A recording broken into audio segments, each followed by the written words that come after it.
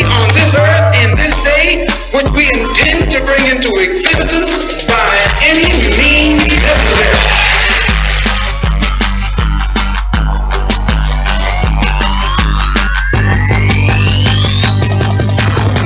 Apostle Claver T. Kamau-Imani on RagingElephantRadio.com. Here I am, Saints and Patriots. What's up? Apostle Claver T. Kamau-Imani, RagingElephantRadio.com, the rebellious voice of Texas liberty. Today's program, entirely stacked like pancakes, and it is a Friday. A thank you, Jesus. It's Friday. Of course, that means Tina Moody Bryan, the TMB, the TNT, the hot ticket. Terry Hall makes a return. Look, I know Terry was here just a couple of days ago, but let me remind you, Hannity has the same people on every day. Am I telling the truth? He has the same people on every single day. It's the same people.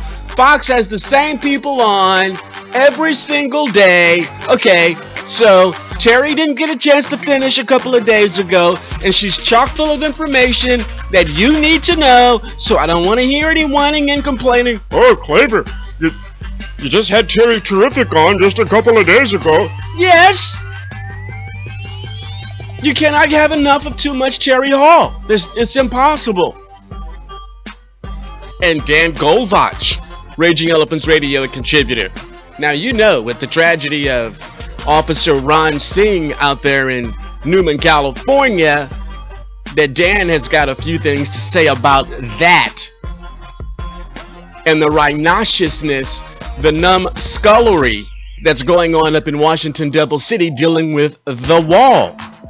So Fridays, we do have a lot of fun, but it's serious too. And then, of course, there's the girls from Texas.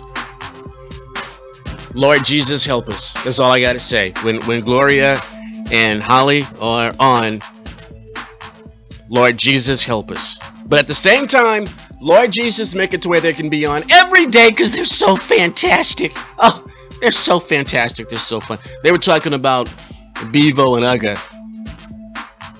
I am tempted right about now to play Bevo and Uga again, but I'm not going to do it right now. Maybe a little bit later on. A little bit later on, it is Friday, I may have to go with the loop of Bevo going fixed bayonet on Uga, a little cute pampered bulldog. That really was the news of the week. That so far is the story of 2019. I mean, if Bevo had caught a hold of Uga, they would have been looking for Uga up the mezzanine section.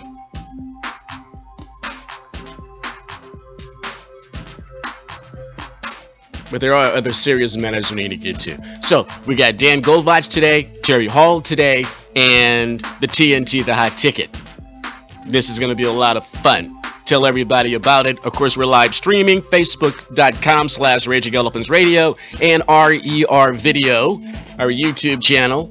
You can find it at RagingElePhantsRadio.com. Just scroll down in the right column. You'll see the our YouTube window. It'll say live now. Click that box, and here I am. The most beautiful face on internet radio. It's undebatable. It's undebatable. There was a time when I was elected like one of in the top 10 hot conservative men on the planet or something. 3 times, I have you know. Those glory days are pretty much over, I guess. I want to get something more important, which is, this is from 2010. 2010. And when I would go around all over the place giving a PowerPoint presentation about the changing demographics of the United States and Texas, I would play this audio. And this was a caller all the way back on February the 7th, 2010, calling into C-SPAN's morning program. And she's talking about perception of the two parties. And obviously you can tell from her dialect, from her accent, that she's black. And she's going to let everybody know what she feels about the Republican Party. And I want you to listen to this, because it's still very pertinent for the condition that the GOP finds itself in today. today in Texas. We're talking about the congressional agenda and politics and policy. Our guests this morning are saying jobs, jobs, jobs. New York City, Savannah on the Democratic line. What do you think? Good morning, everyone. I just wanted to bring up two issues, and I really would like to hear the comments of both of the editors. I really enjoy your writings. Well, first, really quick, Mr. Wilson, I don't understand how it's a problem for Democrats. I understand not one job lost it's not good, but you're talking about 20,000 jobs lost, but when Obama first came in, it was 700,000 jobs lost in the first month. So I really want to understand why this is bad for Democrats. Also, I wanted to mention that, please, I would like to hear you guys talk about this. I'm not trying to bring up, I know it's the quote-unquote race card, but my problem is diversity in the parties. I enjoy being a Democrat because I believe the Democrats represent America, which is all races, all religions, etc. I'm sure there's all religions, but I think it's kind of, if everybody opens up their eyes, there's seriously, I'll tell you the problem. The problem is that the Tea Party people and the Republicans, other than maybe Michael Steele, they're all white. I mean, that's a problem. I mean, forget about everything else. There's a problem when you have a party, the Tea Party people and the Republicans, and they're all white. That's the only. I even personally agree with a lot of things that the Republicans say, but there's no way I'm going to all white. All right, Savannah, I think we got both of your points. That's captured all the way back in 2010. Once again, February the 7th, 2010. Just a caller calling in the C-SPAN, voicing her opinion, and we should not dismiss her comments. And I'm going to play it a couple of more times because it's absolutely platinum. I believe she speaks for millions of voters of color in this country. The idea of perception, the power of it, the reality of it for those, when you're looking at it with your own two eyes. You know, the old saying, what, you want me to believe my lying eyes? I mean, what I'm looking at here seems to be unfriendly to me in perception, and that needs to change. And I can't tell you how many times, I mean, you guys know, I mean, there were some months where I was on an airplane 16 days out of a month doing presentations to activists at this time during the Tea Party period back in 2010 in its real glory days, at its inception when it was a real zenith, the Tea Party movement. And I would play this audio to, of course, a room full of Caucasians. That does not make them bad people. They are patriotic people. I loved them. They are my people. I love them.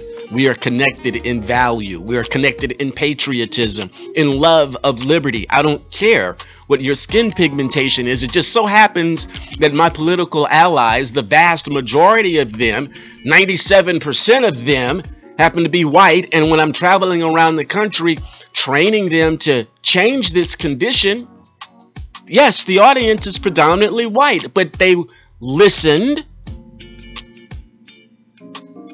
They were accepting of the information, the empirical data, and they listened to this audio from Savannah, and you can imagine what the faces looked like across the room. No, and it wasn't white guilt. I think it was more being fed up that the party really hadn't done anything to address this very important issue. That the word diversity on our side of the political aisle has become a dirty word when, in fact, as a party, we need it desperately. We need it urgently. And I think the most profound thing that Savannah says on the call, well, I'm going to play it again here in a moment, is when she says, look, there's a lot of things that I agree with as far as the Republicans are concerned. But as far as her worldview is concerned, as far as what is important to her, a worldview, although she may agree on many of the issues, something has got to be wrong with the party when it looks like this. And we have to have this conversation, and I think I'm being put here by the Most High God to talk about this issue in a most real way, probably more real than anyone who has availability to a microphone on the planet. Certainly more than anybody on the Foxies. I'm going to play it again, because they're not going to play it for you. I tell you that right now. Here it is. We're talking about the congressional agenda and politics and policy. Our guests this morning are saying jobs, jobs, jobs. New York City, Savannah on the Democratic line. What do you think? Good morning, everyone. I just wanted to bring up two issues, and I really would like to hear the comments of both of the editors. I really enjoy your writings. Well, first, really quick, Mr. Wilson, I don't understand how it's a problem for Democrats. I understand not one job loss it's not good, but you're talking about 20,000 jobs lost, but when Obama first came in, it was 700,000 jobs lost in the first month. So I really want to understand why this is bad for Democrats. Also, I wanted to mention that, please, I would like to hear you guys talk about this. I'm not trying to bring up, I know it's the quote-unquote race card, but my problem is diversity in the parties. I enjoy being a Democrat because I believe the Democrats represent America, which is all races, all religions, etc. I'm sure there's all religions. Okay, see, now, you can't dismiss that point from her. You can't dismiss that as a legitimate worldview. That's a worldview that I appreciate. I appreciate when people indeed judge others by the content of their character, the level of their talent, their ability to contribute, their willingness to contribute, to be a team player, to be affable, to be friendly, to be able to have different disagreements and have a reasonable conversation, even fervent debate about it. I appreciate that worldview. That's what I want. I don't want all white institutions. I don't want all black institutions. I don't want all Latino institutions. I don't necessarily want all women or all men institutions. There are traditional institutions that I find no problem with them being all male or all female, such as fraternities or sororities, and leave them alone. But the idea as a political party that we're just this, it's homogenous, it's a hegemony, it's hegemony of Caucasians, hegemony of Caucasians, it's not going to fly. We can't dismiss her comments and her concerns here. We should take them to heart. Party leadership should understand that she's speaking for millions of voters right here in the Lone Star State. Right here she may be from New York. This may be from 2010. But is there anyone out there willing to say that her comments, as they were spoken in 2010, are not profound, they're not germane for what the party faces at this moment? Let's continue. I think it's kind of, if everybody opens up their eyes, it's seriously, I'll tell you the problem. The problem is that the Tea Party people and the Republicans, other than maybe Michael Steele, they're all white. And remember how Michael Steele came to power. Michael Steele was a reflexive action of the RNC to the election of Barack Hussein Obama. Oh, gee, the United States of America has just elected the first black president, and look at us at the GOP, we're all white. I mean, Savannah just saying it, look, they're all white. They're all white. So as a reflexive action, they picked the only prominent rhino black that they knew, the former lieutenant governor of Maryland, Michael Steele, to be the counterweight. Hey, Democrats got their black as president. The GOP, we have our black as the party chair. Now go get him, Michael. It really isn't necessary to go into what happened when Michael Steele became chair. But there was some really crazy stuff, some good stuff that went on when Michael Steele, a black man, was the chair of the Republican National Committee. It was a reflexive action. The party has to do more than that. And Savannah knows it, the caller right here, and you know it, and other voters of color, they know this. We've got to be real. We have to be genuine. We have to put the resources into it. We have to make it happen. We better do it or we're not going to win elections. People and the Republicans, other than maybe Michael Steele, they're all white. I mean, that's a problem. I mean, forget about everything else. There's a problem when you have a party, the Tea Party people and the Republicans, and they're all white. That's the only. I even personally agree with a lot of things that the Republicans say. But there you go. The empirical data, not just from the polling that we particularly did at RagingElephants.org, but from other organizations, Pew, Gallup, Rasmussen, it doesn't matter. That when you get down to polling the communities of color, that on a myriad of conservative issues, they're right with us. But they got this perception problem. And the Republicans will not accept the fact that the perception problem is real, needs to be addressed. We need to be victorious over this. Look, it may sound flippant, trite or whatever, but yeah, we've got to be the cool party without looking like we're trying to be the cool party.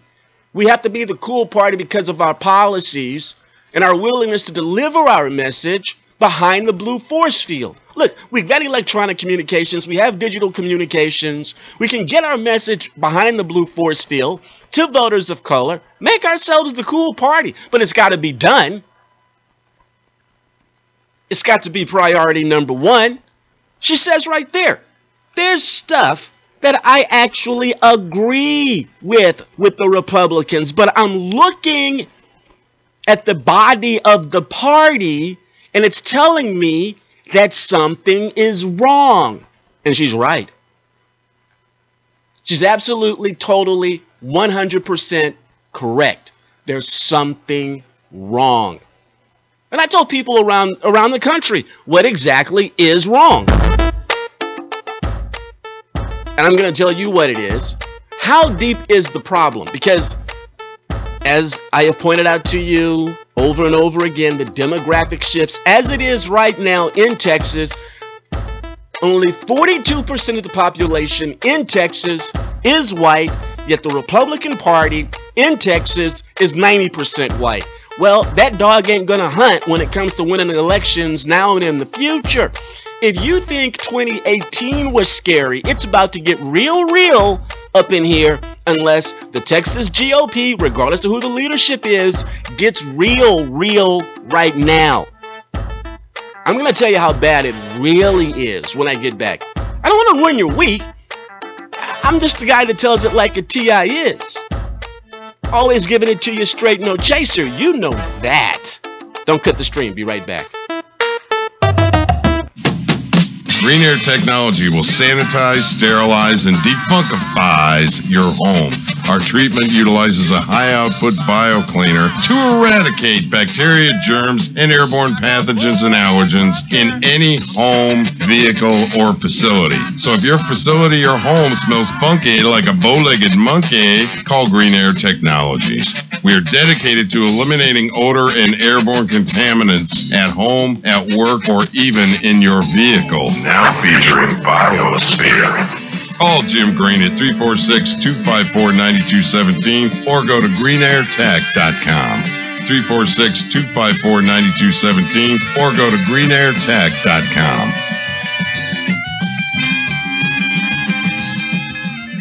What's up, Saints and Patriots? I'm Apostle Claver, a proud Texas nationalist, and I'm here to tell you about Texit. For 25 years, Daniel Miller has been working to see the rebirth of the Republic of Texas. His work has been hard, but his passion is deep. For many Texans, there is a deep yearning, a burning to see the prophecy of Sam Houston come true. But the desire of their hearts comes with many questions. Texit has the answer. It's the new book from Daniel Miller and Defiance Press. Texit, Why and How Texas Will Leave the Union. Texit charts the path to Texas independence. This riveting book of facts and philosophy will soothe your anxiety about the coming change and build your confidence that Texans can get it done. You'll want to buy several copies for your family and friends. Like I've said about this governmental mess, The only way out is out. And the best part of Text It, I'm in it. Text It, why and how Texas will leave the Union. It's selling like hotcakes. Buy it on RagingElePhantsRadio.com. RER Cross is the Christian programming of RagingElePhantsRadio.com. Pastor Stephen Broden is a featured Bible teacher. What runs interference with God's instructive word are Satan, the world, and the flesh. Out of these three comes doubt, fear, and unbelief. Doubt and fear leads to unbelief. Unbelief, more than any other sin, is targeted towards the very character and integrity of God Himself.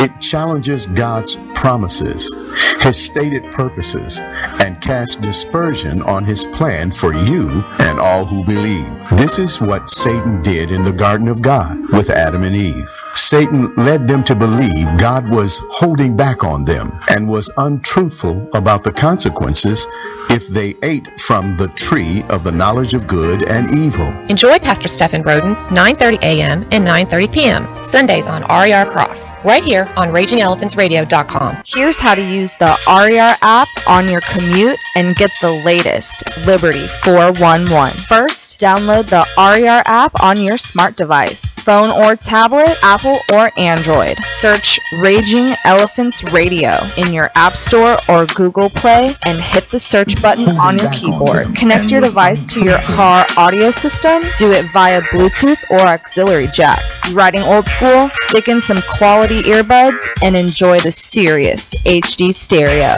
No excuses. It's here. RER app. Take us wherever you go. Raging Elephants Radio, streaming on your computer, tablet, and smartphone. Hey, what is up, Saints and Patriots? Claver, your favorite political flavor. Always giving it to you straight, no chaser. Happy Friday to you. First Friday of 2019. What a fantastic job the girls from Texas did again today. They're crazy. They need therapy. I'm sure they already have medication. That's not good enough. They really are nut jobs. They are. That's why they're so fabulous. If you missed the program, you can hear it again today at 4 p.m. and at 10 p.m. tonight, and of course all during the weekend. The girls from Texas, Holly Tough Cookie Feely and Gloria the Zealot Cox. They're a couple of sick puppies. They really are. They really are. It may have been different in the 2016 presidential election cycle, the national convention, but in previous RNC conventions, Republican National Conventions, there have been less than 40 national delegates that are black that would be in the convention. And I would know maybe 4 or 5 or 6 of them that most of them came from Texas. And when I would share that information with audiences across the nation, once again, primarily Caucasian, Tea Party audiences, Republican women's clubs, you know what I'm talking about.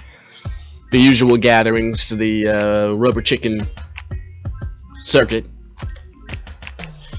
They would be shocked at that. They had no idea, but it is factual. Now, this tells you how deep the problem is, because where do the delegates come from to the national convention? Well, let's just say that in all 50 states and territories, the process of electing delegates is the same as it is here in Texas. Well, the first thing that you have to do is show up to your precinct convention on primary election night. That's number one. You have to voluntarily become a delegate to your precinct convention to begin the process of eventually becoming a national delegate. And then after your precinct convention, you have to become a delegate to either your senatorial district or county convention. And then from there, you must be selected to become a delegate to the state convention. And then from there, perhaps, maybe, you will get one of those covenant positions as a delegate to the national convention during a presidential election cycle. So, thus, the delegation of even the national convention is a product of what truly is at the grassroots of a party. And so, when you congregate nationally as a convention and your delegation has less than 50 black people as delegates, then it's telling you you have no presence as a party in that community. It is a deep-rooted problem. And when I say it should be the absolute priority of the party, this is just another MRI, another CT scan, another X-ray of why it should be. I'm going to stay on this forever and ever, amen, until the party does something about it. I don't care if James Dickey is of the Liberty Movement. He had better make this the #1 priority of the party. We don't carry water here for anyone. And I intend to keep pressure on the Texas GOP to make this the #1 priority, to grow the party through racial diversity, or we will not win elections. It's just the truth.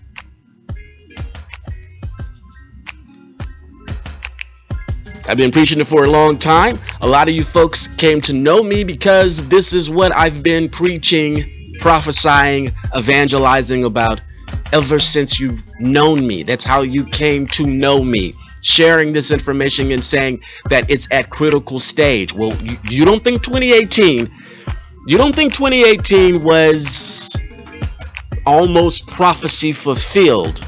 You wouldn't think that, right? You've heard me all over the state, all over the nation, speaking about the demographic changes and that one of these days it was going to bite us conservatives, the Republicans, in the derriere. Boy, they did really come close this time, huh? They're making up ground, the jackasses are, and we better do something about it. I intend to stay on this like a mad dog on red meat. I intend to stay on this like Bevo went after Uga. That would have been so funny if Bevo would have got him. I would have loved it. I wouldn't have cared what Peter said. One dead bulldog. I wouldn't have cared, not one iota. Would have been looking for Uga up in the mezzanine section. It would have been beautiful. I don't care if it's animal cruelty. It would have been beautiful. Live television. Oh.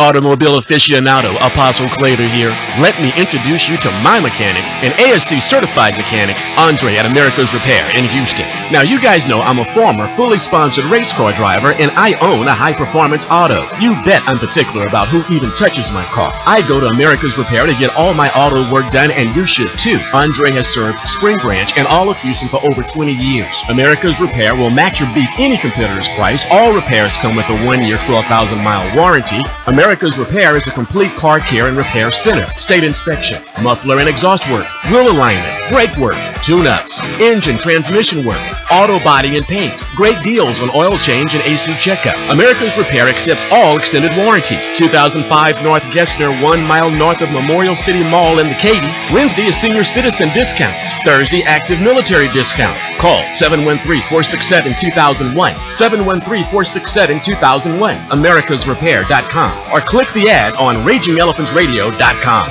Stop smoking and enjoy it. Electronic cigarette vaporizers. More than an actual product. This is the name of the company that's going to lead you to a tobacco-free life. Apostle Claver here. ECV is where I went to break my cigar usage. Now I'm a happy vape fan. Vaping, healthy, more socially acceptable. The new cool thing. No one's better in Texas to intro you to the world and tech of vaping than electronic cigarette vaporizers. Bart, Chantal, Max, and Chris will teach you every feature of the dozens of vaping devices to choose from. ECV has a cornucopia of flavors, from fruity to cookies or even tobacco, each made from all natural products. No carcinogens, no smoky smell, and a choice of nicotine levels. Slowly drop your nic level down to 0 and break your tobacco habit with no jitters or stress while enjoying relaxing inhalation. You've been wanting to do it, so do it. Stop smoking and enjoy it. Electronic cigarette vaporizers, 2755 Gessner in Houston. Call 713-939-8273 833-713-939-VAPE or see the ad on RagingElephantRadio.com. Hartman, the power of proven results. One of the premier property management companies in Texas, providing below market rates with above market amenities and service. Hartman has owned and operated commercial office properties since 1983, offering premium office space at an affordable price by saving businesses a significant amount of money by keeping taxes, utilities, and maintenance low. With over 30 years in commercial leasing in Houston, San Antonio, and Dallas, we have learned exactly what our customers require. Hartman, the power of proven results. Managed on Christian principles with a strong dedication to community benevolence. Whether you need 1,000 or 10,000 square foot of office space, Hartman has that space in one of nearly 50 Texas locations. Hartman, the power of proven results. Energy efficient buildings, customer friendly experts, supporters of conservative causes. A Texas owned and operated business for 30 years. A proud corporate sponsor of RagingElephantRadio.com. Hartman, the power of proven results. Visit Hartman online, hi-REIT.com. Call 800-880-2212 or click the ad on RagingElephantRadio.com. When Andrew Jackson ran for president in 1828, his opponents called him a jackass. Jackson liked the image so much, it became the mascot of the new Democratic Party.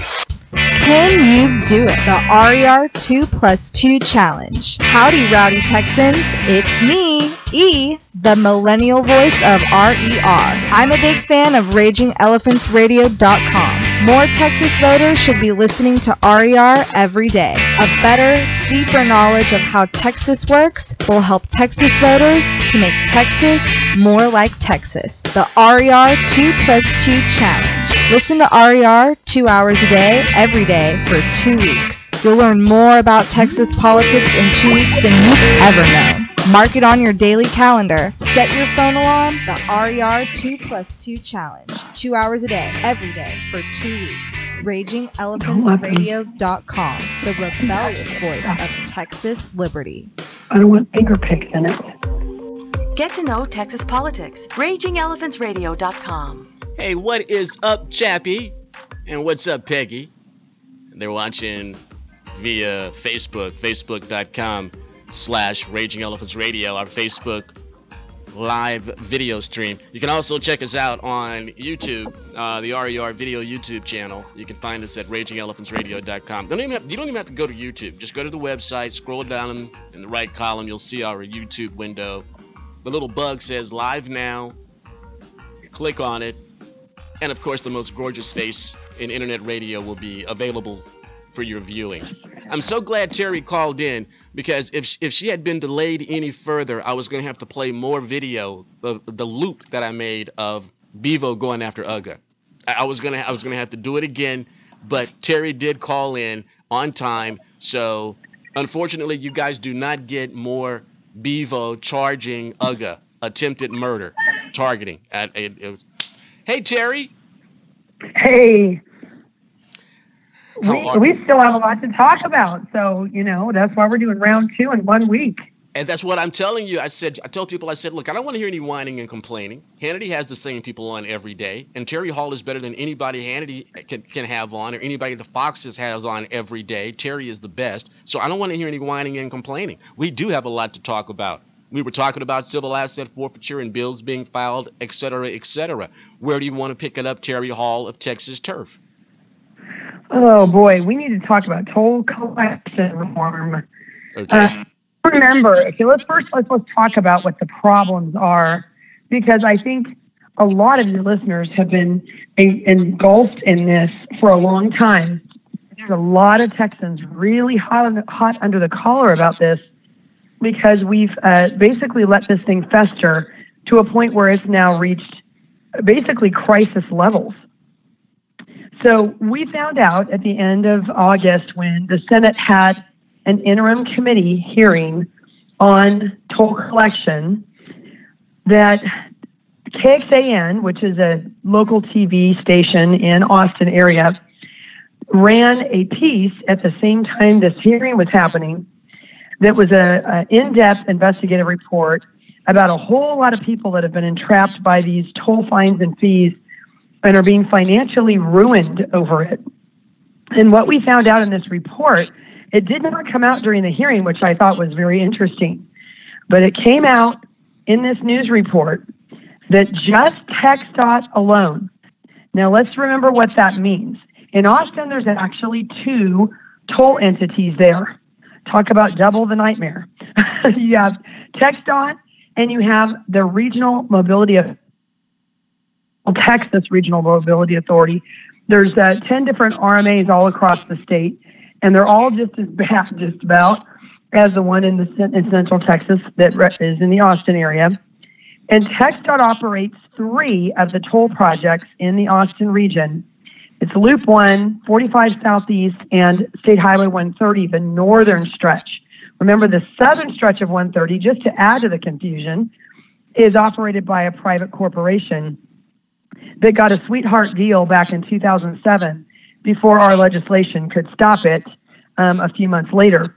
So that are the 3 toll roads that TxDOT operates. Just on those 3, they have put 2 million Texans into collections for unpaid tolls on just 3 roads in that Austin area. You know what the population of Austin is? It's only like 1.2 million. So they literally have the equivalent of the entire city of Austin under collections, and then some, 1 million more over that for unpaid tolls. If you don't think this is like a crisis level, like, DEFCON 5 happening here, then I don't know what to do to wake people up and understand how the breadth of this problem. But it's once again, it's the tyranny of transportation. Speak to the issue of how the power they have to enforce. If you don't have your driver's license, if they don't if they don't allow you to register your car or something like that, you've got a serious problem to the point where they could impound your car. Absolutely. And so that's the part where we try to come in and represent all of you in Austin as your voice, because that's exactly what's happening with this. And we got a little bit, I guess you could say, progress last session, where a state rep from San Antonio, who is on the transportation committee, or at least who was, we don't know what the new leadership's going to do for committee assignments, but she was on transportation, and she had the best, bar none, the best toll collection reform bill of the session last year, or 2 years ago now. And we were all prepared to turn that into an amendment and tack it on to the TxDOT sunset bill, because it was a must-pass bill. And even though she was on the transportation committee, Jeannie Morrison, who was the chair of House Transportation last session, would not hear her bill. So she was blocking it. The leadership was blocking us from getting reform on this issue. But we were not going to be thwarted, certainly not the state rep or us as the grassroots. And she turned it into an amendment and successfully got it tacked onto the TxDOT sunset bill, and get this, by a vote of 136 to 3. It was overwhelming. The only people that voted against it were Larry Gonzalez, who was carrying the sunset bill, and he, of course, was known for carrying the water for TxDOT anyway. Jeannie Morrison, who was the one blocking the bill from being heard in the first place. And I don't even remember who the third person was, but I thought, how pathetic is that only 3 members of the House voted this thing down, because it had so much support among House members. And there were even House members that I would put them in rhino category, that were coming to the back mic agreeing with these toll collection reforms, because they have even been entrapped where they got a bill or a notice in the mail that they were already put into collections before they ever had a chance to pay the bill without any fines and fees on time. And that's the kind of stuff that's been happening all across the state. So here's the first thing. People are not getting their bills in a timely way, right? They have special courts for this, right? Isn't there, they create a special court just to deal with toll collections? Well, that's part of the problem. That obviously, if you have 2 million people in collections, you have a huge problem when it comes to enforcement and how are they going to collect that money. Okay, so it's only in the Harris County area, of course, right? HECTRA has its own special, and HECTRA stands for Harris County Toll Road Authority, Hector has its own special court system, and they are unique in that way. The other toll entities like the North Texas Tollway Authority or the Regional Mobility Authorities like they have in Austin and in different parts of the state, those are different. They're under different chapters of the Transportation Code. But it's only the County Toll Authority, which there are a few other county toll authorities, but Hector is the one that abuses this the worst because they're so massive. They have their own court system. So if you go to court and contest your fines and say, look, I never even received this bill. The first bill I got was a collections notice that's threatening me with all kinds of horrible stuff, acting like I'm a criminal, was never even given the opportunity to pay this bill straight up. And now you've tacked on $3,000 in fines for a $20 toll bill, and I can't pay that. You need to make this right. I'm happy to pay that toll, but I can't pay all those fines and fees. And you would think that you'd go before a fair and impartial judge through a true due process constitutional court system. But no, Hector has their own court system where you're going before the toll authority itself to basically have to beg for mercy and kiss the ring of the king in hopes that maybe, just maybe, they might be super nice to you that day and reduce some of your fines and fees that were tacked on. You don't even get impartiality. You don't get an impartial third party. This is a total violation of due process rights and our constitutional rights. That, of course, this has been since the dawn of our country. We've had these rights, and they have been trampled on when it comes to toll roads and unpaid toll fines. So that's a huge problem that's unique to the Harris County area. But it's a huge problem outside Harris County as well, because then outside of Harris County, they put them into the JP courts, which are the Justice of the Peace courts. Well, of course, you can imagine if TxDOT's got 2 million Texans in collections right now for unpaid tolls. Can you imagine? You'd have to have every JP court's docket full of nothing but wall-to-wall unpaid tolls to ever come close to hearing all those cases. It would probably be, 10 years or more before they'd even get today's toll, quote, violators heard in court. So we have a huge enforcement problem, but let's talk about what these crazy penalties are. As if the fines and fees aren't bad enough, you're exactly right, Claver, that they can block your vehicle registration for unpaid tolls, and now they have the authority to even stop you on the tollway and impound your car immediately and literally leave you standing on the side of the road. Now, most Texans have a car payment. They don't own their car free and clear. So you tell me, how likely are you to be able to pay your toll bill and the debt that you owe, or they say you owe in most cases, because a lot of times you don't even owe it. It's just been tacked on because they can. They've now made you a criminal. They've blocked your ability to drive and get to work, and you can't. Now, how likely are you to be able to get another car when you still owe money on the car that's been impounded? And they won't give it back to you until you pay them, in some cases, $10,000 or more in toll fines and fees that have stacked up. And the longer you try to contest this and get a fair shake, they keep adding on fines and fees as you try to reach the agency and work this stuff out. And Hector in Harris County is one of the worst because they refuse to allow people to do payment plans. They refuse to negotiate down any of the fees. So no matter what your bill comes out and says that you owe, whether you believe it was a proper billing or not, it can be erroneous. Sometimes there's all kinds of problems with these electronic toll tax. I have a mound of articles that I submitted as written testimony during that hearing in August that shows, literally pages of news articles of all of the glitches that happen with electronic tags, toll tags. They double bill you. Sometimes they will still send you a bill by mail, even though you have an electronic tag, and try to get you to pay twice. There's a whole bunch of problems where they will, when you go under that gantry and they ping your car as having gone under it, sometimes they'll double bill you at that location for going through that gantry. There are so many problems. Literally, they had something like 49,000 problems with toll bills just in one instance in Austin alone on a single toll road. So if you think this isn't affecting the average Joe out there and the average Texan as they are trying to enjoy freedom of mobility, we don't have it anymore in this state. We just don't. Frankly, the only city that does is San Antonio. And that's because we had to fight hard through litigation, through all this legislation, to trying to toss out every politician on the planet around here to try and keep our roads toll-free.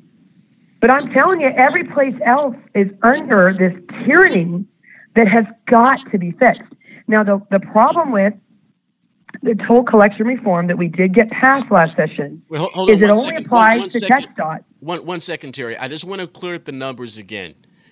Over 2 million Texans are in collection. Did you say Texans or just in the Travis County area that they have all those that are in collections, literally every citizen of the county? I want clarification of exactly how many Texans are in collections for toll road quote-unquote violations. There's 2 million just from TxDOT. Now remember, there's still 10 RMAs, there's still HECTRA, and there's still the North Texas Tollway Authority on top of TxDOT. So there's likely millions more Texans that are in collections for unpaid tolls. That's just the ones we know of because of the KXAN TV investigative deep dive into this issue just in the Austin area. Now, we don't know where all those people that took that road actually reside because, as you know, a lot of people will take State Highway 130, that tollway, to bypass the Austin area when they're traveling through the state. So some of those folks obviously are not Austin residents because they have more people in collections than there are Austinites. So some of those people are going to be outside Austin city limits. Some may still be in Travis County, but some might be coming from Harris County or Bexar County or even from North Texas headed southward. So we don't exactly know the residency of all those 2 million Texans that TxDOT has put into collections. But I can tell you that we have a huge problem on our hands. And the problem with the reform bill we got passed last session is it only applies to those TxDOT roads. As you know, we have dozens more toll roads all across the state that are not run by the Texas Department of Transportation. They're run by a regional mobility authority known as RMAs, or they're run by a county tollway authority like Harris County, or they're run by a regional tollway authority, which is the North Texas Tollway Authority in the Dallas-Fort Worth area. So none of those reforms even applied, but what we did get passed was that it would cap fines and fees at $250 a year per driver. What they've been doing to rack up these fines and fees so badly on people is they consider you, if you go through a toll gantry, because it's all electronic now, you go underneath one of their little cameras, right? Every time you go underneath there, and if you don't have a toll tag in your car, or if you don't have an operational toll tag, which sometimes it's not even your fault that the tag doesn't work, but if you go under there and it does not register that you have a tag, you're already considered a toll violator in this state. Even if you're pay by mail and you don't want to have a toll tag because you only take the road occasionally and you're just passing through, you could be out of state for all we know. If you go through a toll gantry without a toll tag, you're a toll violator.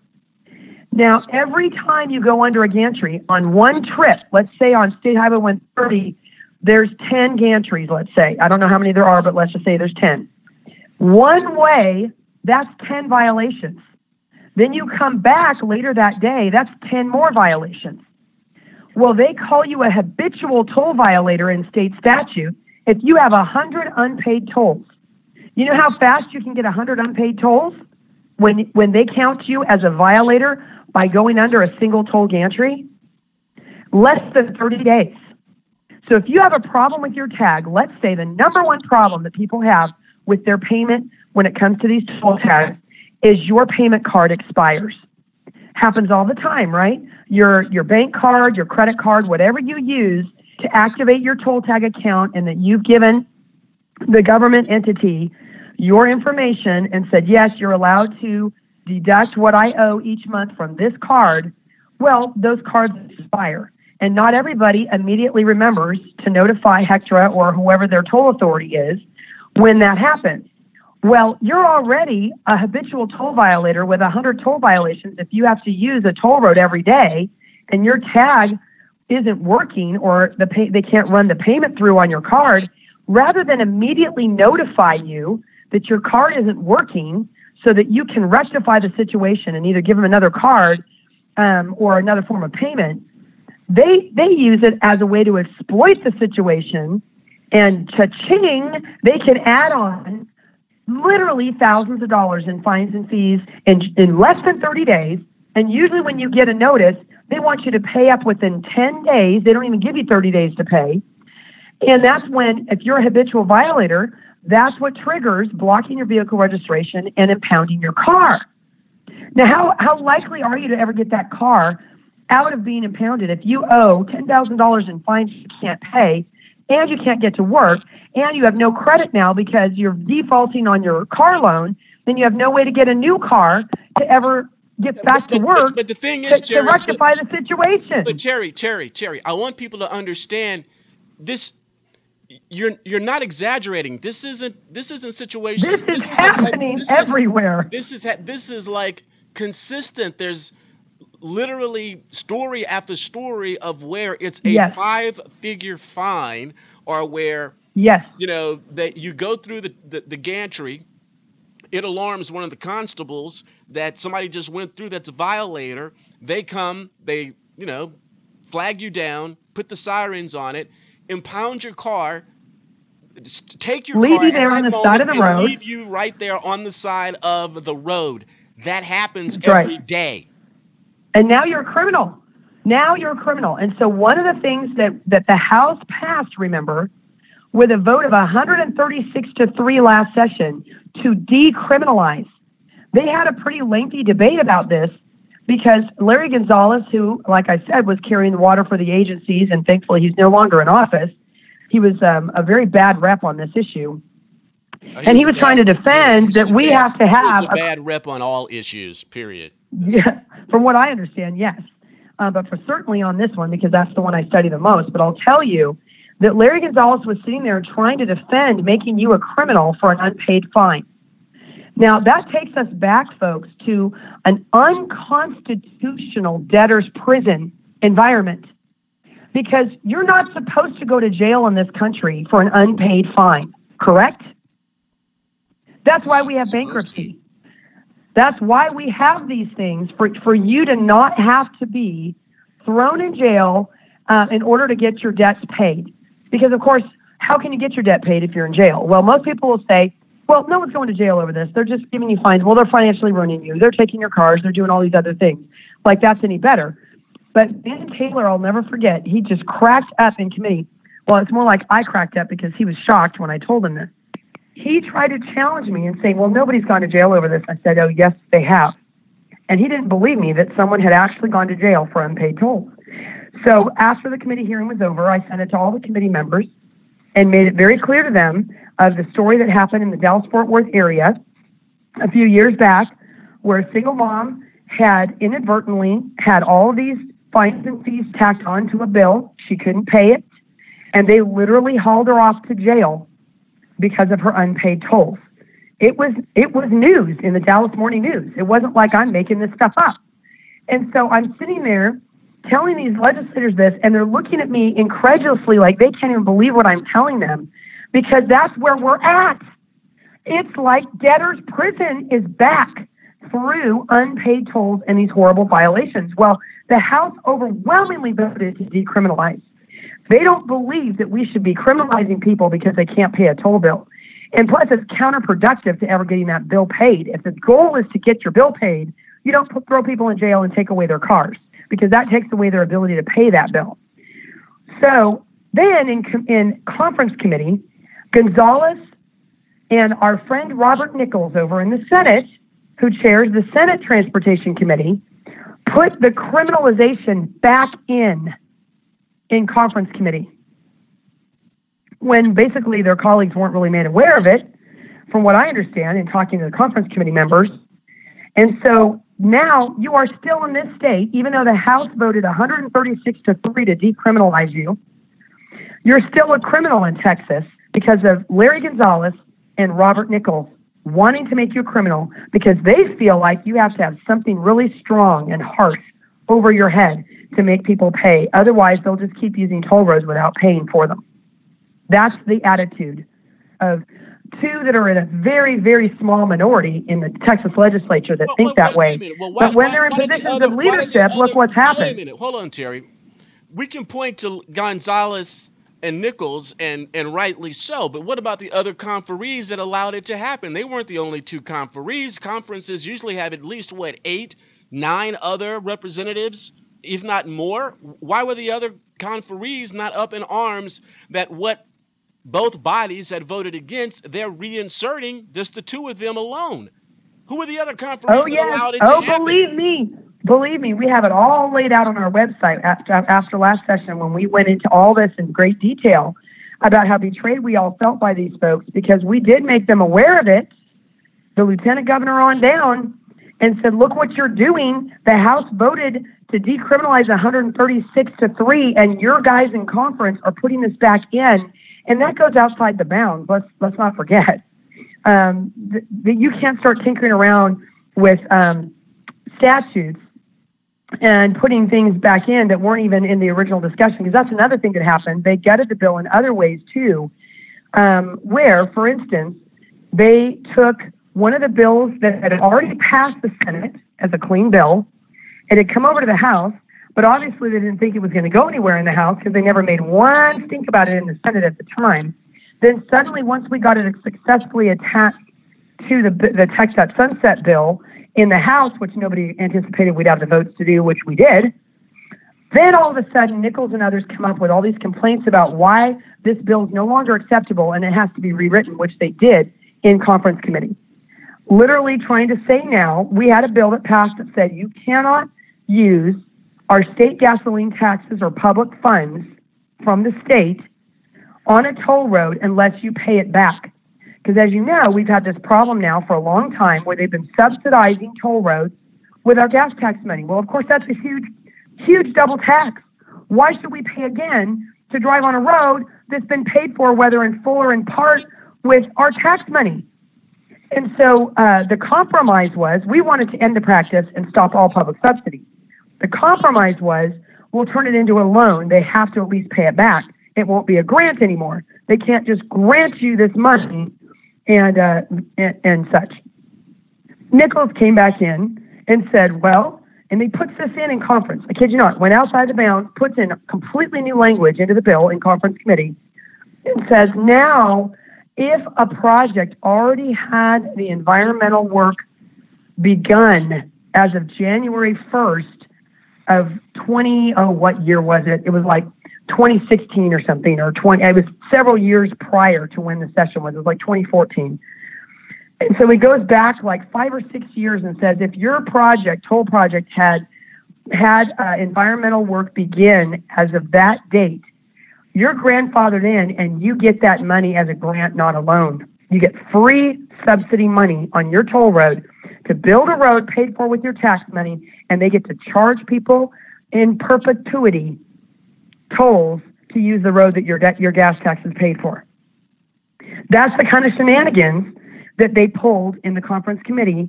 But of course, it's the 11th hour now at this point, at the end of last session, and all of them don't want to put up a fight. Hold on, Terry. I got to speed you up a little bit because I got to get Dan Govach in here. Did that bill that you're speaking of that ultimately did not decriminalize toll violators, did that get to the governor's desk? Did he sign it? Did he veto it? What was the end result? Oh, yeah, it's law. So they put in all kinds of loopholes. They made you a criminal again. We still got the cap on the fines and fees at $250 a year, but again, it only applies to TxDOT projects, only a handful of projects. And so this session, we have it as one of our top priorities, right alongside ending tolls in perpetuity, which is take the toll off the road when it's paid for, is toll collection reform.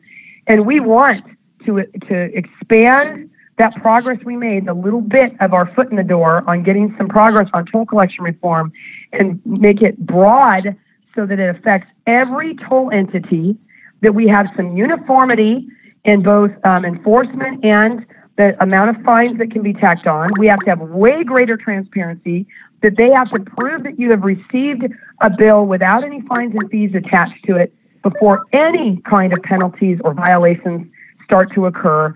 And we have a whole laundry list of things that we want to see in any toll collection reform bill to get us back to a constitutional form of freedom of movement in our state. And it's on our website, by the way, at texasturf.org. You can go anytime, and we have a whole tab on our website called the Grassroots Action Center, and we have up there all the bills that have been filed so far that affect this kind of issue, if it's good or bad, who the authors are, what the bills do, and we also have a link, a PDF link for you to look at and download if you'd like, with all of our priorities, and we have a list in there of all the things we want to see in a good toll collection reform bill, and we're working with some good guys to get it filed right now. Okay, well, Don Huffines is gone, so I guess it's going to be Colcourse and Hall in the Senate. What about in the House? Who do you have lined up to help carry that legislation? Well, I'm almost certain that Hodders is going to come back and take another bite at that apple and have it apply to everybody. The reason why we couldn't apply it to everybody is because it was a TxDOT bill, and if you have it apply to everybody, then it's no longer germane to the bill, and they could get you on a point of order. So we had to kind of accept what we could get last session, hoping that we could now get broader reform. And with the kind of news we see coming out of Austin with 2 million Texans in collections, I think we're going to have all the fodder we need to get this across the finish line. Okay, Terry, so it looks like I'm going to have to get you back on again next week. And I don't want to hear any whining and complaining from anybody, because Hannity has the same people on every day. So if I want Terry Hall on every day, then I have absolute right to do so, period. Thanks, Terry. Thanks. Dan Govach is on deck, and also the TNT, the TMB, the hot ticket, Tina Moody Bryan. It is a Friday, which means you really should have your Nomex on and your 5-point harness. Raging Elephants Radio, the rebellious voice of Texas liberty. What's up, Saints and Patriots? I'm Apostle Claver, a proud Texas nationalist, and I'm here to tell you about Texit. For 25 years, Daniel Miller has been working to see the rebirth of the Republic of Texas. His work has been hard, but his passion is deep. For many Texans, there is a deep yearning, a burning to see the prophecy of Sam Houston come true. But the desire of their hearts comes with many questions. Texit has the answer. It's the new book from Daniel Miller and Defiance Press. Texit, why and how Texas will leave the Union. Texit charts the path to Texas independence. This riveting book of facts and philosophy will soothe your anxiety about the coming change and build your confidence that Texans can get it done. You'll want to buy several copies for your family and friends. Like I've said about this governmental mess, the only way out is out. And the best part of Texit, I'm in it. Texit, why and how Texas will leave the Union. It's selling like hotcakes. Buy it on RagingElephantsRadio.com. My husband Clint is a gourmet cook, but we don't have a gourmet kitchen, at least not in our home. That's why when we go on vacation, we rent a house from HomeAway.com. It's part of what makes HomeAway so unique. Finding and booking a vacation rental at HomeAway isn't just easy and free for travelers, it's also fun. You can pour through photos, read descriptions, even search maps to make sure a property is near the attractions you want to enjoy. White sand beaches, golf courses, snow-covered ski slopes. Not only do we have more space to be ourselves, we save money, which we can put towards the next vacation. To get started, just put in your travel dates, decide where you want to go and how much you want to spend. Here's where it gets fun. Tailor your vacation to your likes. We've rented beach houses, one even had a private pool. That was nice. There's even a HomeAway app for your phone or tablet that works as seamlessly as the website. Choose a house that fits your family. Double the kids up in bunk beds, or give them each their own room. I love bunk beds. What I don't love is listening to a person on top squirm around all night. I love bunk beds. We prefer a house with a big screen TV, so we can have movie night. Whose turn was it to choose the movie? Oh, come on, Mom. The kids love this stuff. Once I found a few homes I really like, I read reviews from other travelers and create a list of favorites. Then I contact each owner to confirm availability and ask any questions I might have. I can also share that same list with my family and friends. Really, Grandpa? What? After you hear back from the owner, all that's left is signing the rental agreement and paying a deposit. Then you can sit back, relax, and enjoy your vacation. With HomeAway, where you stay is the best part of the vacation.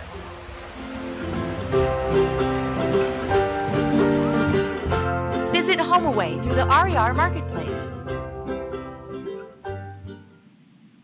Hey, this is Claver. I want to take a few seconds to give you some words of encouragement. Go after the dream. Some of you have embraced the dream of having your own talk show. Congratulations. You've got a lot to say, and you have the confidence to believe you can do a great job. You should start on RagingElePhantsRadio.com. Purchasing your own block time is cheap.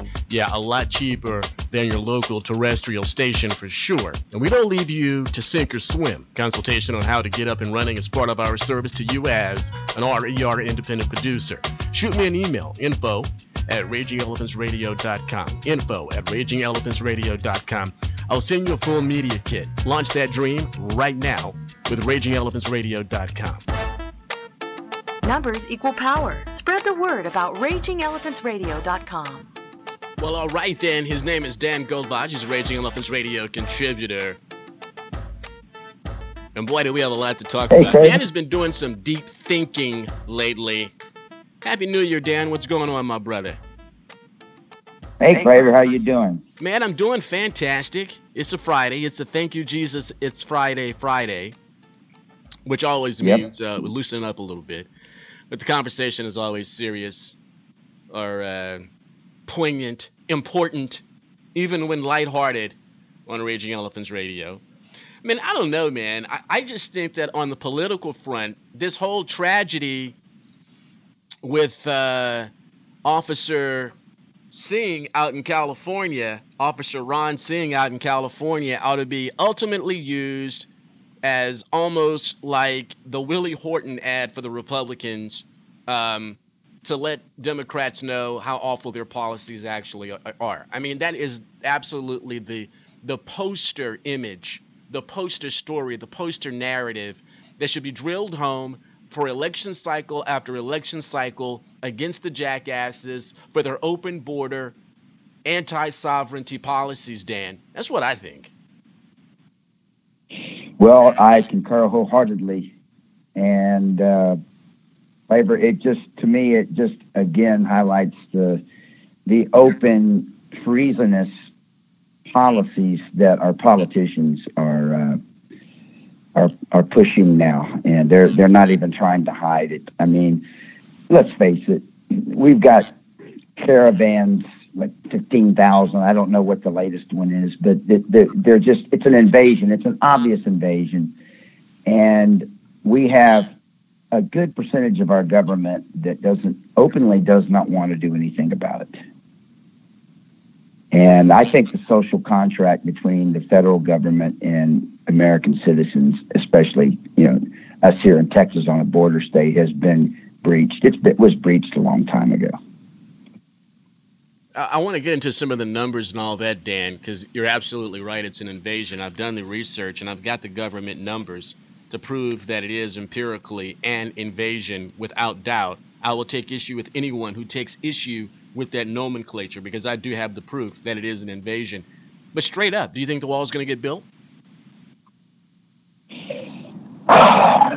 Because Trump says he's going to do it by 2020. That's what he said, 2020. I mean, come on. I mean, I haven't seen highway projects completed that quickly, but he said he's going to get the wall done by 2020. Now, if he was to win a second term, and if he was to be more realistic about saying 2024, perhaps I would believe it. But first and foremost, the question is, just on a believability standpoint, do you think the wall is ever going to get built? No. At least you're honest about it. Not. Let me restate this. Okay. I believe that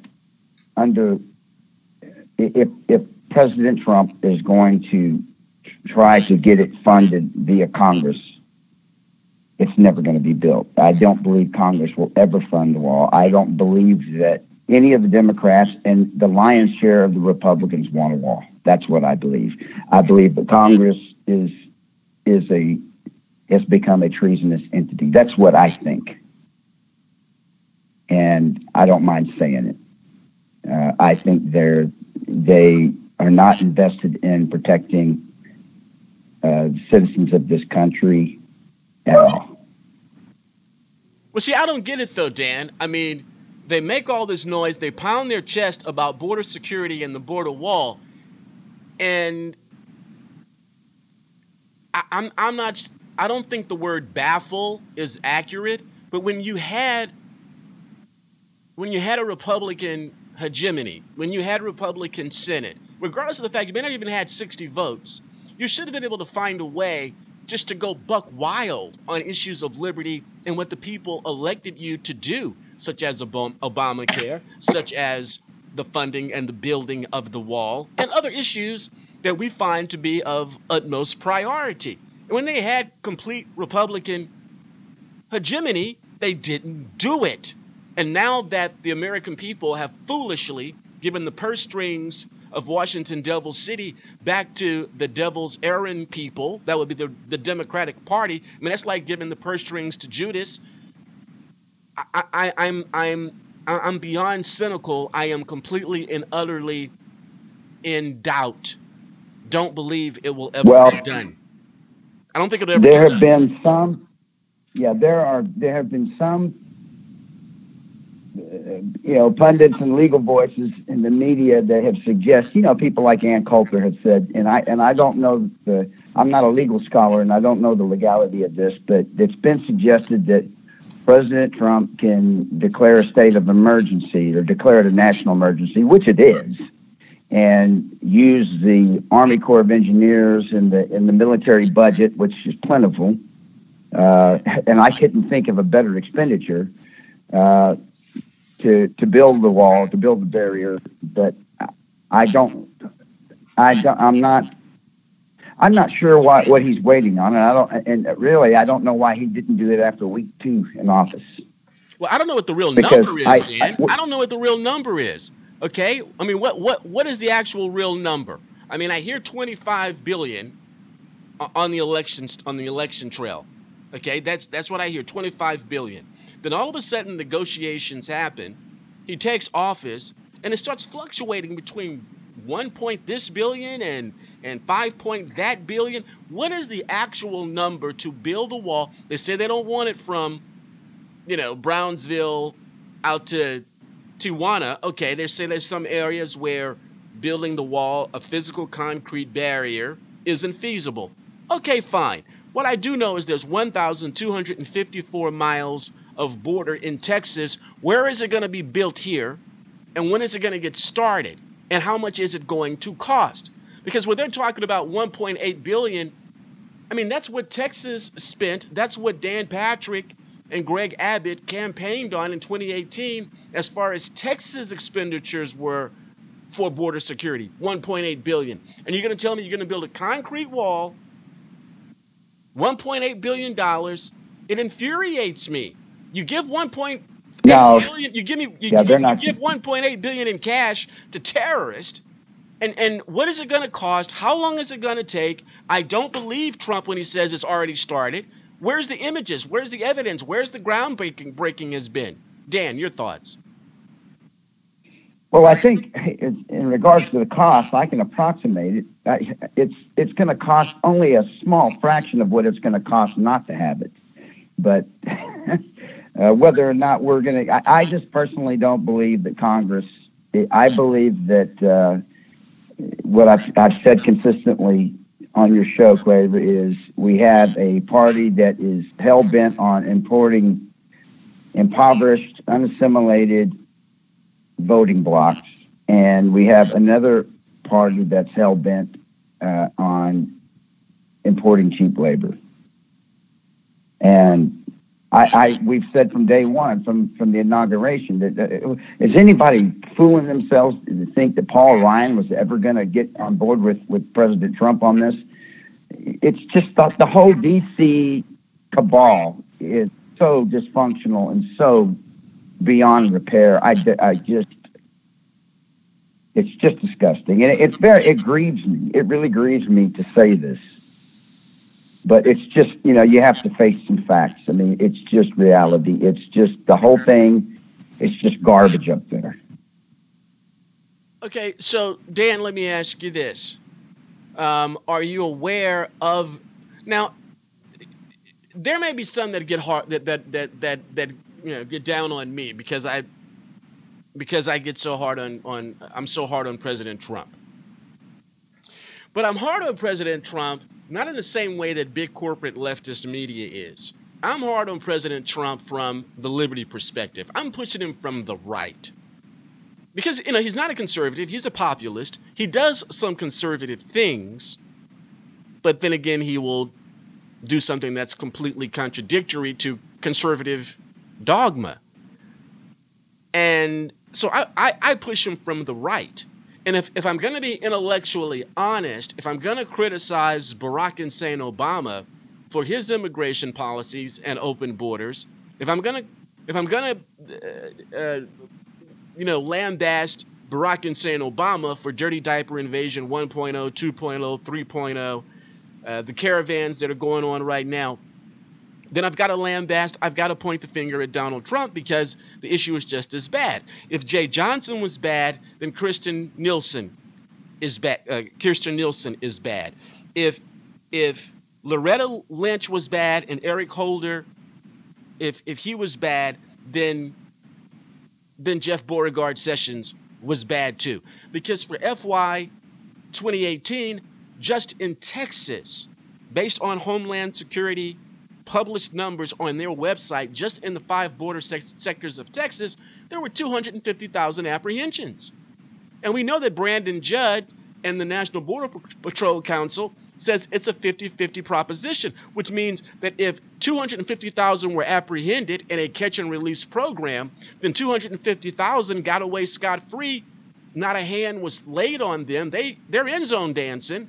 That's 500,000 people in a single fiscal year just in Texas. That's an invasion, and something needs to be done about it. And Trump needs to do something about it. The blame needs to be put on him. He had the right idea of putting the military on the border, but it shouldn't have been down there just to put up razor wire. They should have been down there to stop anyone from putting a toenail on sovereign Texas soil, Dan. Precisely.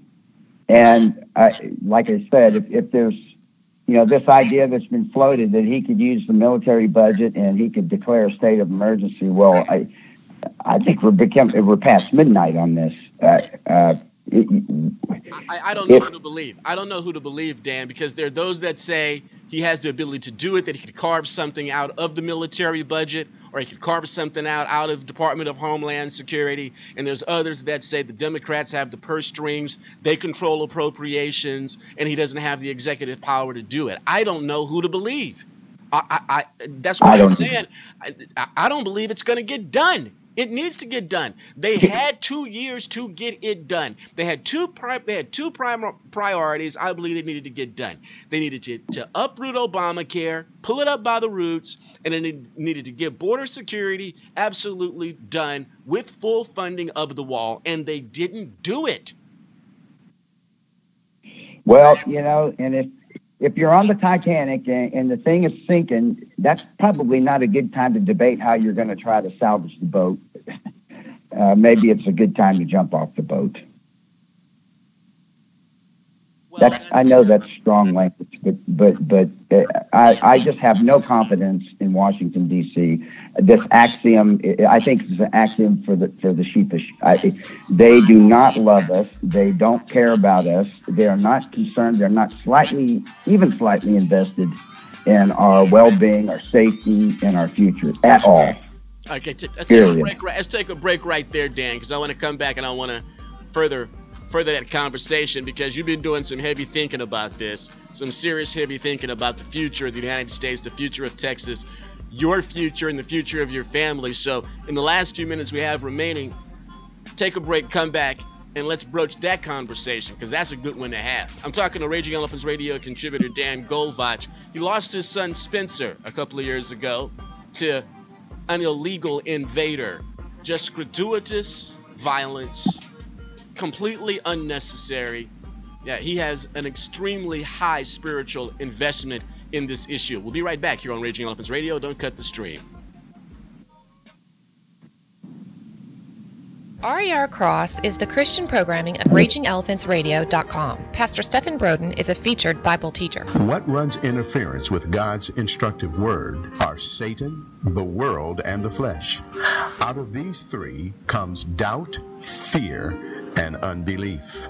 Doubt and fear leads to unbelief. Unbelief, more than any other sin, is targeted towards the very character and integrity of God Himself. It challenges God's promises, His stated purposes, and casts dispersion on His plan for you and all who believe. This is what Satan did in the Garden of God with Adam and Eve. Satan led them to believe God was holding back on them and was untruthful about the consequences if they ate from the tree of the knowledge of good and evil. Enjoy Pastor Stephen Broden, 9:30 a.m. and 9:30 p.m. Sundays on RER Cross, right here on RagingElephantsRadio.com. Automobile aficionado, Apostle Claver here. Let me introduce you to my mechanic, an ASC certified mechanic, Andre at America's Repair in Houston. Now, you guys know I'm a former fully sponsored race car driver, and I own a high-performance auto. You bet I'm particular about who even touches my car. I go to America's Repair to get all my auto work done, and you should too. Andre has served Spring Branch and all of Houston for over 20 years. America's Repair will match or beat any competitor's price. All repairs come with a 1-year, 12,000-mile warranty. America's Repair is a complete car care and repair center. State inspection, muffler and exhaust work, wheel alignment, brake work, tune-ups, engine transmission work, auto body and paint. Great deals on oil change and AC checkup. America's Repair accepts all extended warranties. 2005 North Gessner, 1 mile north of Memorial City Mall in the Katy. Wednesday is senior citizen discounts. Thursday, active military discount. Call 713-467-2001. 713-467-2001. AmericasRepair.com. Or click the ad on RagingElephantsRadio.com. Green Air Technology will sanitize, sterilize, and defunctifies your home. Our treatment utilizes a high-output biocleaner to eradicate bacteria, germs, and airborne pathogens and allergens in any home, vehicle, or facility. So if your facility or home smells funky like a bow-legged monkey, call Green Air Technologies. We are dedicated to eliminating odor and airborne contaminants at home, at work, or even in your vehicle. Now featuring Biosphere. Call Jim Green at 346-254-9217 or go to greenairtech.com. 346-254-9217 or go to greenairtech.com.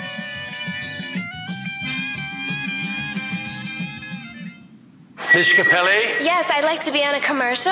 What will you be advertising? GoDaddy.com. Oh my gosh. It's a website where you can register .com names for only $7.95 a year. And what exactly will you be doing on this commercial? I could do a routine where I went like this. Oh. Surely by now you must realize that you're upsetting the committee. I'm sorry. I didn't mean to upset the committee. May I suggest a turtleneck?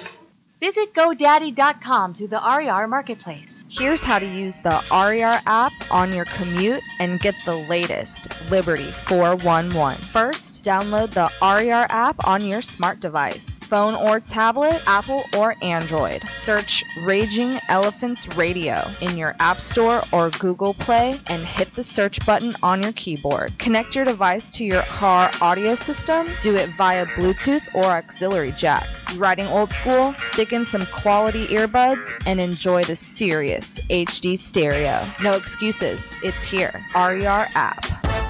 Texas Talk is all the rage. Apostle Claver T. Kamau-Imani on RagingElephantsRadio.com. Oh no, we still got a ways to go, Saints and Patriots, because the TNT, the TMB, the high ticket, Tina Moody Bryan, she's got to wrap everything up for us today on this Thank You Jesus, It's a Friday. Right now it's my good man, Dan Golvach, Raging Elephants Radio contributor. Okay, so Dan, I'm gonna make a bumper sticker and a T-shirt that says "The only way out is out," because I am a strong proponent of Texas independence for multiple reasons.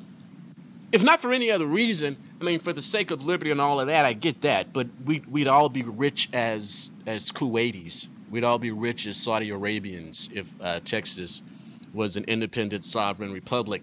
But there are those, I think maybe perhaps you can be included in that number now, that are just fed up with the quality of your life being determined by others who don't share your values that we're linked up to. People in Maine and Alaska and California and Illinois and Massachusetts, and they don't think as we do. They don't have the same values as we do. They do not have the same aspirations as we do. They are not a godly people in most instances as we are. And sometimes you just got to say, see ya, wouldn't want to be ya. Sometimes you have to divorce. If Abraham and Lot had to separate, then perhaps Texas and the United States should be separating because we have nothing in common. If the northern kingdom of Israel had to separate from the southern kingdom of Judah because, well, the northern kingdom wanted to be idolatrous, then so be it. It's something that we've been talking about on Raging Elephants Radio since our inception, and it's a conversation that we do not shy away from. I think it's sagacious. I think it's wisdom. I think it's actually prophetic. And the more this mess happens in Washington, Devil City, the more people realize that the name that I have given it, Washington, Devil City, is appropriate, it's apropos, it's accurate. The more Texans are going to say, that's it. Let's find the mechanism to set out on our own. We can take care of ourselves. Why do we need to capitulate to a level of government that we don't even need? Dan, your thoughts? Well, yeah, be not unequally yoked, right? Second Corinthians chapter 6. 2 Corinthians chapter 6. Yeah, it's. I just feel that we don't want to be chained to a sinking Titanic ship. And I don't feel like anything I'm saying or what you're saying is the only thing we're being rebellious against is lawlessness. And I'm not abandoning the ideas and the values that were enshrined in the Constitution. That our government abandoned that a long time ago. I still believe in those Jeffersonian type ideas, in government that governs least, governs best, and all that stuff, and freedom and all the Bill of Rights, all those things. It's just that we're not the ones that left; they did. And again, I go back to the social contract that was. There's supposed to be. This is supposed to be a two-way street. The United States is a union of. I always thought it was a union of independent states, and we're supposed to get something out of it. I think the only thing that's happening is the federal government has become a parasite on Texas and to fund the very things that are putting Texas lives in danger and diminishing our quality of life. And anybody that can't look at that and see that is just not paying attention. Not only are they taking money from, listen, when my son was murdered, it's almost been 4 years here in a couple of weeks. The federal government didn't come in. They're the ones that failed to do their job. They're into the social contract, which is to secure the border and enforce our immigration laws. They didn't do that, but boy, they sure didn't come in and pay for the funeral. They didn't come in and pay off of all of Spencer's employees and all the vendors in his business. No, that was all on us. So where's the federal government on this? And all I can say is it not only left me emotionally destroyed, it left me financially destroyed. And I feel like the federal government has become my enemy. I mean, what else? Is it my friend? And that's what am I supposed to call the federal government my friend? They don't do their job. They take my taxes. You know what, Claver? I didn't have enough money to pay all of my taxes in 2015, and guess what? I got fined for the same year that they didn't do their job. So they're taking money from me, giving it to illegal aliens, and supporting these lawless policies that are bringing our children's killers into our state.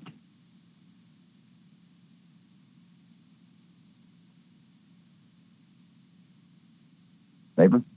Oh yeah, I don't make sure. I just want to make sure I'm not interrupting you, dude, because they're taking. Yeah, I mean, it's just, they're taking they get more benefits than multi-generational citizens, that have been here 5, 6, 7 generations. I mean, they get more benefits than my son could make working in a year for 2 jobs. Is that our friend? Are they our friend? Is the United States government our friend? That's the question we have to ask. Are they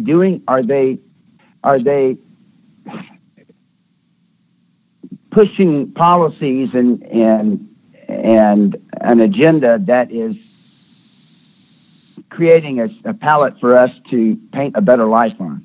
I don't think anyone has ever thought about it. I don't think anyone. I have never. It never crossed my mind what you just stated. They didn't do their job. You lose your son.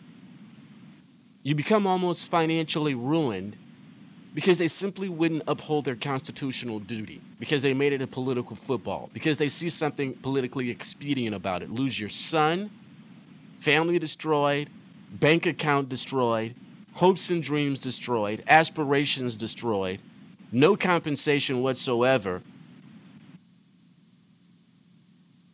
Is my son living the American dream?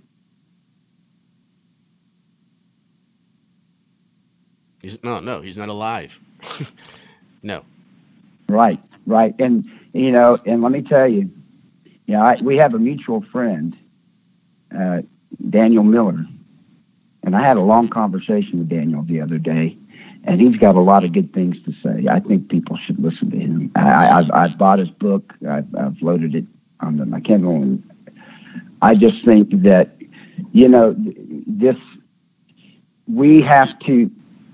we embrace values and ideas. And at one time, I thought that the United States, the federal government, and like I said, it's an axiom for the sheepish, I guess.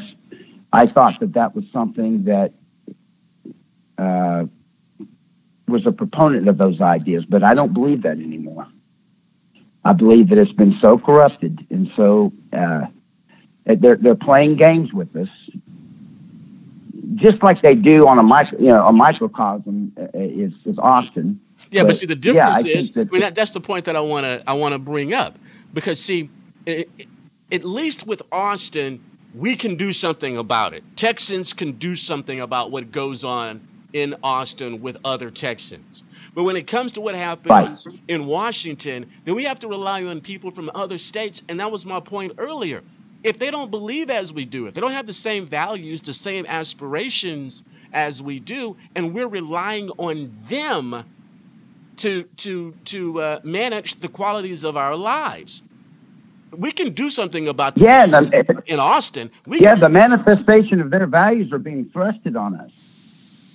No, it's being imposed upon us. Yes, because of their neo-morality leanings, a California, let's say, a New York, Massachusetts, wherever outside of Texas, they are imposing their way of life on us. Through legislation, through the courts, the federal court systems, it's being imposed upon us. A value system that's foreign to us, that makes us squeamish to even think about acquiescing to. And they don't mind if our kids get killed along the way. They don't mind if our kids get exposed to whatever perverted, crazy stuff that the Department of Education is deemed fit for them to. I mean, the federal government is a beast, and it does a lot of things, and it's not only just not securing us and getting our kids killed, it's subverting us to the educational system, and they got a whole mainstream media complex to propagate their nonsense. And it isn't, like I said, they abandoned the values and a long time ago. Federalism disappeared at the turn of the century, the 20th century, and has been rapidly disappearing the further and further away we've gotten from 1776.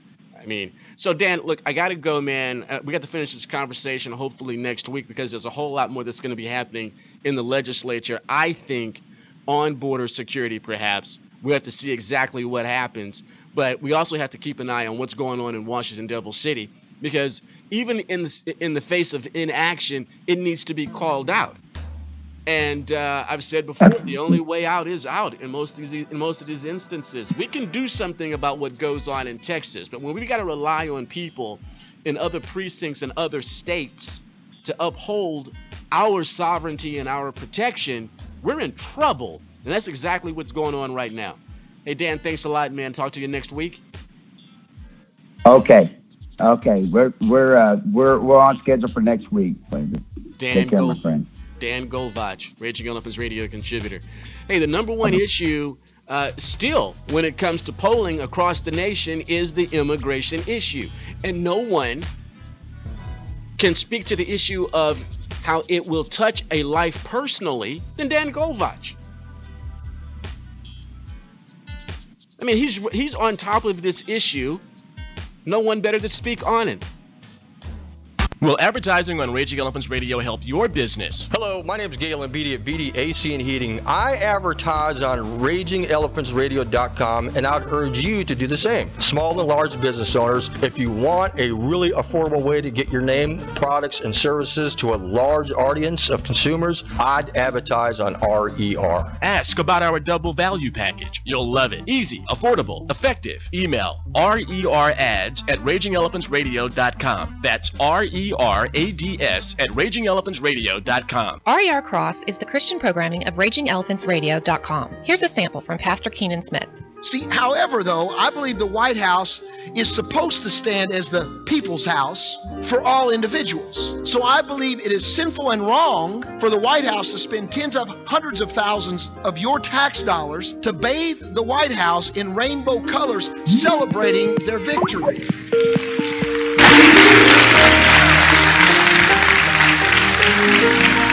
So let me say this, that we expect an unregenerated individual to act lost. Lost people act lost. We expect that. We even expect them to embrace or promote or even applaud homosexuality and other ungodly practices, because that's where they are in life. We understand that. The question is not do they act lost, but do we act found? Enjoy Pastor Keenan Smith, 9 a.m. and 9 p.m. Sundays on RER Cross, right here on RagingElephantsRadio.com. Can you do it? The RER 2+2 Challenge. Howdy, rowdy Texans. It's me, E, the millennial voice of RER. I'm a big fan of RagingElephantsRadio.com. More Texas voters should be listening to RER every day. A better, deeper knowledge of how Texas works will help Texas voters to make Texas more like Texas. The RER 2+2 Challenge. Listen to RER 2 hours a day, every day, for 2 weeks. You'll learn more about Texas politics in 2 weeks than you've ever known. Mark it on your daily calendar. Set your phone alarm. The RER 2+2 Challenge. 2 hours a day, every day, for 2 weeks. RagingElephantsRadio.com. The rebellious voice of Texas liberty. Here's how to use the RER app on your commute and get the latest Liberty 411. First, download the RER app on your smart device, phone or tablet, Apple or Android. Search Raging Elephants Radio in your App Store or Google Play and hit the search button on your keyboard. Connect your device to your car audio system. Do it via Bluetooth or auxiliary jack. You riding old school? Stick in some quality earbuds and enjoy the serious Focus HD stereo. No excuses. It's here. RER app. Find Raging Elephants Radio on Twitter at RE Radio Texas. Find the app. Find the app in the App Store and Google Play. Look, I make no excuses. I don't hide the fact, man. I am not an Apple fan. I am not. Seriously, I am not an Apple fan. However, you can find the Raging Elephants Radio app in the App Store. Now, I just think Apple is tyrannical. And I think the Android operating system is better anyway. It's just my own personal opinion. Everybody has their own personal preferences. That's all I'm saying. Tina! Claver! Tina, it's so good to hear your voice. I know, Claver. It's just been too long. How you been doing, Claver? I know you're hot on it today, and I love it. Happy New Year, Tina. Happy New Year, Claver. And I am an Apple fan, so I mean it's all good though. Hey, we love each other no matter what, right, Claver? It does not matter whether you like Apple or whether you don't. That's right. Lions and tigers and cats and dogs, partying together. Hey, what does it matter? Apple, Android, what does it matter? That's right. But you better not be a bulldog messing with Bevo. That's all I know.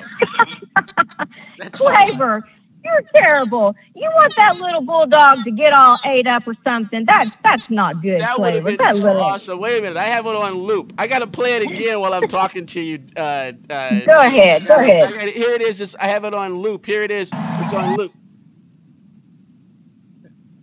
Wait, hold on. I got to start it over again because it's so good. I've been playing it over and over again. I can't get enough of it. Look at ooh. Claver, that would have been terrible. That would have been a horrible sight. I do not want to see anything like that, but I get it. And he actually went over one woman, one photographer. His horn actually went over her. She was standing up and his horns went over her. He actually threw a right horn at Uga. They would have been looking for Uga up in the mezzanine section. It would have been beautiful if you asked me. I would have loved it. Here it is again. And his horns are so long, he reached around another guy and threw a right horn at Uga. Uga never moved that fast in his life. Uga never moved that fast in his life. You're a mess. You're just a mess, Claver. I thought it was great. That was fantastic. It was beautiful. And Uga, I mean, they show him. I didn't play all of this, but they show him he rolls up in the golf cart in his kennel, and then the handler opens and puts his little sweater on and his little collar, and it gives him his bottled water, literally out of the bottled water. They make sure he's all preened and pretty and brushed and everything, and sets him down on the ground, and in the crowd and all the photographers, especially the women, oh, isn't he cute? Oh, Bevo wasn't having it. Bevo said, no, we ain't having this party. This little spoiled little thing coming around here. Bevo had to let him know who's the daddy. That's all. It was quite funny, and it was a great game. Awesome. It was a good game. You are a Texas lady. You like football. You've been watching some of the bowl games, Tina? Oh, yes, Claver. But I did something different the other night. Wednesday night, we got some tickets, and we took the nephews to the Stars game. And we were sitting right on, the Dallas Stars. And we were right on the ice. And I'm going to tell you, I mean, the game is so violent. I love it. I mean, I thought those boys were going to end up right in my lap at times. It was like, whoa. I mean, the crowd was getting into it. I mean, when it came to the national anthem, there wasn't any kneeling. Everybody was standing up and they were singing loud and proud. And when we said stars and everybody yelled out stars, and it was just very patriotic. It was very exciting, and it was so violent, and I just really had a great time at that game. Oh, it was very, very good, Claver. And get this. So my husband, Timbo, came through. He surprised me yesterday. He says, guess what we're going to be doing on Saturday? And I said, well, I'm assuming we're going to be putting up all this Christmas crap that's still out from everything. And he said, no, we are going to be at the Dallas game for the playoff game Saturday night. Oh, wow. Now, isn't that a wonderful husband? Oh, my goodness. Oh. That's exactly right. I was like, whoa, you really did good on this one, Judge. You came through because I had no idea. No idea. He had some tickets and just kind of... Wait a minute. Hold up, everybody. Hold up. Everybody watching on Facebook or watching on...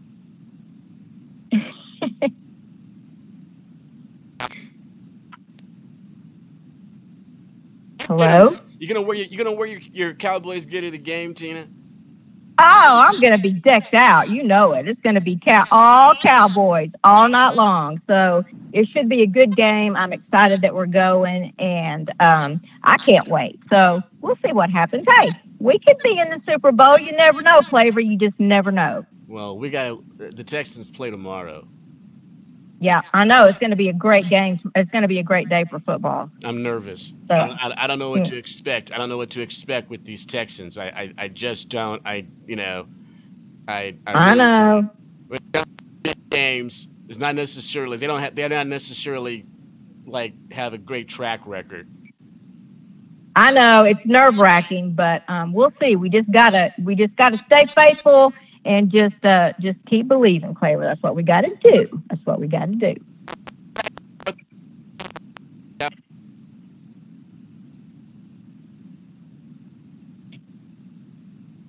You still there?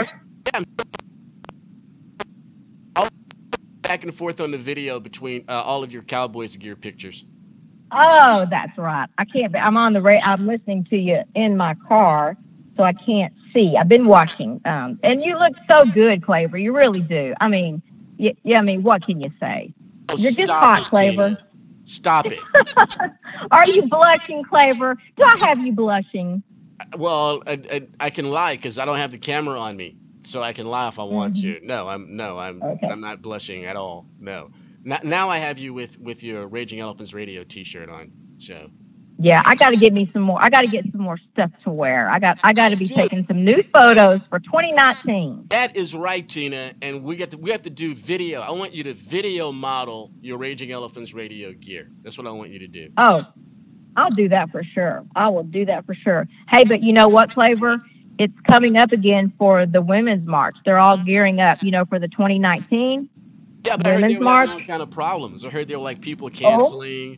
And people were like, yeah, we don't want you around because you're like anti-Semitic, and people were like, yeah, and they were like, some people were absconding with the money or something. I don't know what's going on with that.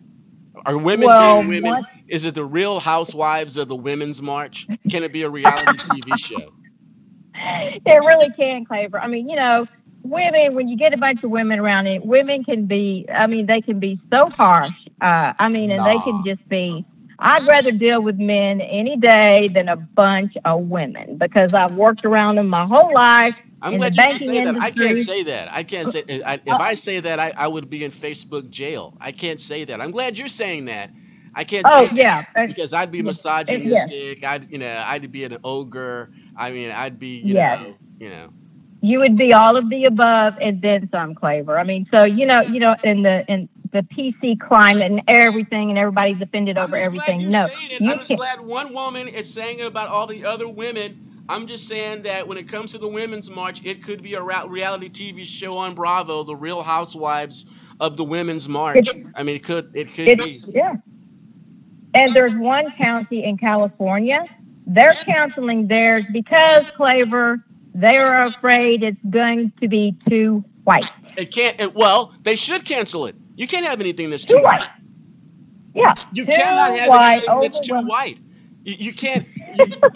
Who roots for the basketball team that's all white? Nobody. Who roots for the football team that's all white? Nobody. Who roots for the baseball team that's all white? We sit there in the stands and say, I can't root for them. It's too many white people. Of course, they cannot have their rally in a town where it's going to be too white. This is the People's Republic of the United States of America. It has to be perfectly evenly. You have to have 1/3 Asian or 1/8 Asian, and you have to have 1/4 Latin, and you have to have 1/12 black, or you got to cancel. Isn't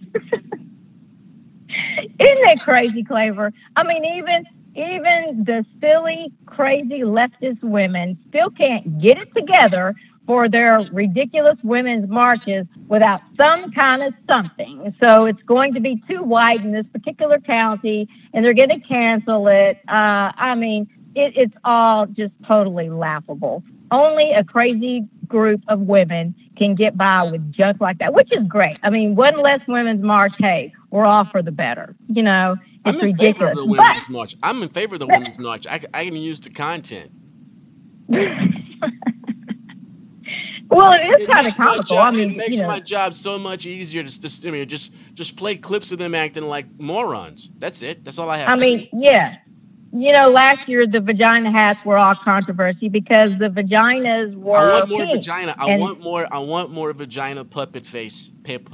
I want that. I can't take it, Claver. You got to have more vaginas of color. More, you know, they've got to all be.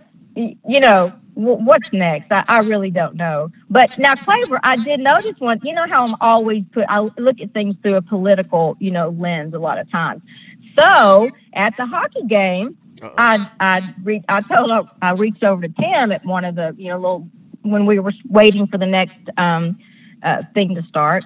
And I said, Tim, do you notice, I wonder where Jesse Jackson is and Al Sharpton is and some of the Democrats are, because I do not see one black player at all in this hockey game on either team. What's that about? What's that about, Claver? Are there no black people that play hockey? No, well, there actually is. There's been some black players that play hockey, some pretty good ones, in fact. There's more now than ever, actually. They just don't happen to play for the Stars. But first of all, you have to remember, there ain't a lot of black people where it's cold. That's true. Okay. That's true. I mean, there's a few black Canadians that you know of. I mean, like Drake. That's about the only black Canadian any human being knows of is Drake. That's it, right? So there's not a whole lot of black people where it's cold. And then you got to have money to play hockey. Hockey is not cheap. It was a very unique experience, but it was exciting. I think I will go to another one, but hey, you got to be sitting on the ice. That's it. To me, that's where the action is. And boy, I was watching that puck because I didn't know where that puck might go. I'd be dodging. I'd be thinking, ooh, that sure is coming fast, banging up against that wall. I thought they were going to be right in my lap, but it's very exciting. But I didn't see any black players, but I get it. I'm glad that you explained that to me, Claver. There are black players, and there's actually on the NHL network, there's actually like former black players that are like commentators, like on the NFL network. There's black players. There's been some great ones. I mean, like in those glory years with the Edmonton Oilers when Wayne Gretzky was playing for him, the goalie was Grant Fuhr. There's some pretty good ones out there. They play, on other teams. You don't have any NHL teams out there that look like the Oakland Raiders. No, you don't have that. But there are Claver. Right. Tina, the crowd was very exciting. Yeah, it was a great evening. So hockey's fun. I may have to look into it just a little bit more, Clay. Just a little bit more. Tina's first hockey game. Congratulations, Tina. Yeah. I'm so happy for you. Thank you, Claver. It was great. We won. That's something special. Look, hockey is great. I'm glad. We may have to go sometime, Tina. That's pretty. We don't have a hockey team down here, which really kind of ticks me off.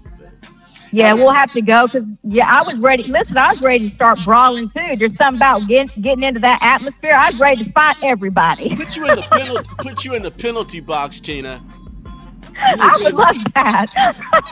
Facebook jail and penalty box. Yes. You deserve to be in the penalty box on more than one occasion. That's for sure. More than one. For doing more than cross-checking. That's for sure. That's it, Claver. All right, Tina. Enjoy the football this weekend. Because I know you're I will. I know you're gonna be texting me through all the games. I know you're gonna be texting me. I will. I'm prepared. I know I blow your phone up, but I mean, Claver, you love it like I love it, and so yes, be expecting me blowing up your phone and probably a video too. Okay, if you insist. Love you, Tina. All right. I love you too, Claver, and goodbye. Goodbye. The hot ticket.